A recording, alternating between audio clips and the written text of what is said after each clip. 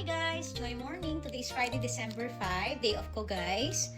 I'm gonna have my breakfast na walnut bread and coffee with MCT oil. So every morning guys sa coffee ko naglalagay ako nitong MCT oil.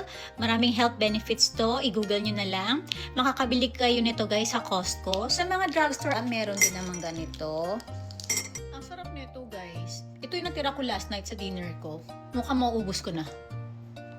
Magpapalit ako guys ng water ng aking mga Lucky Bamboos. As you can see, dumami sila. Dinagdagan ko. Tigtatatlo na sila guys per vase. Ayan.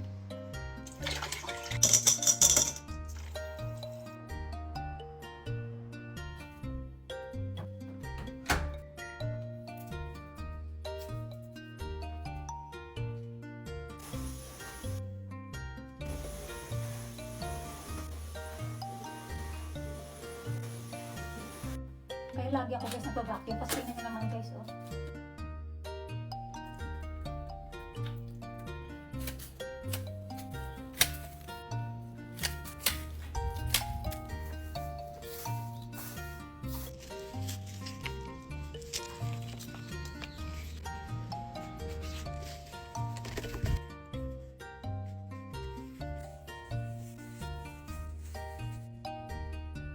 Dito kami dental clinic.